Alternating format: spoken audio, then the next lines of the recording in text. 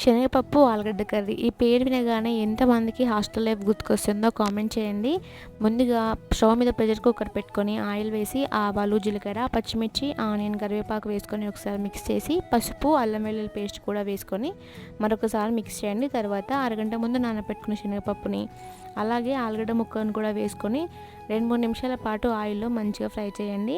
ఇప్పుడు దీంట్లోకి రుచికి తగినంత ఉప్పుని, కారంని, హాఫ్ టీ స్పూన్ ధనియా పౌడర్ వేసుకొని మరొక 2-3 నిమిషాల పాటు మంచిగా మిక్స్ చేయండి. తర్వాత దీంట్లోకి ఆలుగడ్డ ముక్కలు పప్పు మునిగేలాగా వాటర్ వేసుకోండి. వాటర్ వేసి ఒకసారి మిక్స్ చేసుకొని ఉప్పు సరిపోయిందా లేదా చెక్ చేయండి. వాటర్ ఎక్కువగా వేయకండి, లూజ్ అయితే టేస్ట్ బాగుండదు. మూత పెట్టేసి 3 విజిల్ వచ్చేంత వరకు ఉడికించండి. ఇంకా ఎక్కువ విజిల్ అయితే పెట్టకండి, మెత్తగా అయినా అస్సలు బాగోదు టేస్ట్. 3 విజిల్ తర్వాత మనకి శనగపప్పు ఆలుగడ్డ కర్రీ అయితే రెడీ అయిపోయింది. ఫైనల్గా కొత్తిమీర వేసేసి స్టవ్ ఆఫ్ చేయండి. హాస్టల్లో చదువుకునే టైంలో ఈ కర్రీ ఎక్కువ సార్లు వచ్చేది. మీలో ఎంతమంది హాస్టల్లో చదువుకున్నారో కామెంట్ చేయండి.